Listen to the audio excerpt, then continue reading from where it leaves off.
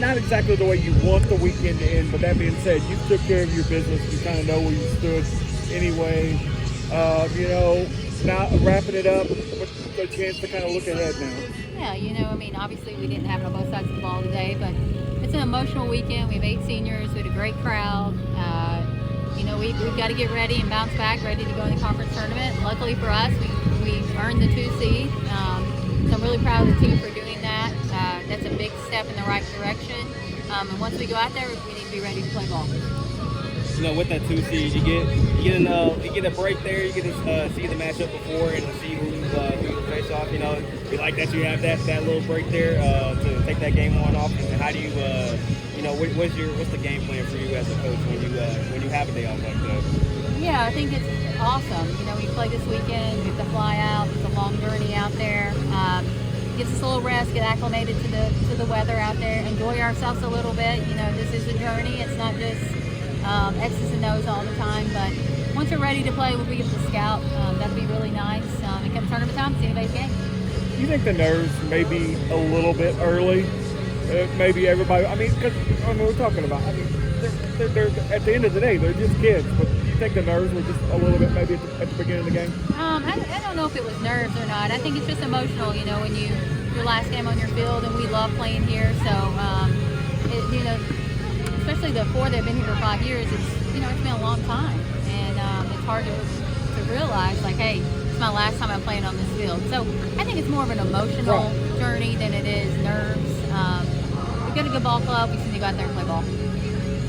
I guess the good thing from the coach standpoint is if you're going to have a game like this, you'd rather have it now than next week? Yeah, ball is ball, and sometimes it just doesn't bounce your way, so to speak. So today just wasn't our day. I felt like they played hard. We did score runs, so that's at least something. But there's things we can get better at, and luckily we get to play, and we get to watch people play on Wednesday, and we get to play on Thursday. The home record, you all finished 11-1 at home, but on the road it's been up and down this season. But you get to go back to New Mexico where you won at the beginning of conference play. Do you feel like it's an advantage that you all played there earlier this year as you get ready to go on the road and have all matchups on the road? Yeah, I think it's an advantage for us because it's such a long trip out there, and the ball travels a little differently. You've been there before, you feel a little bit more comfortable.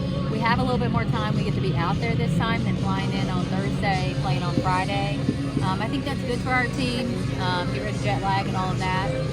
But there's a lot of teams traveling, and so we all just got to be ready to play. And I think if we can play our style of softball, I think that we'll put up a competitive event. What these 8 seniors kind of mean to this program, what they were able to do? They had a chance in history, I know, today to be the first team to ever go undefeated in conference.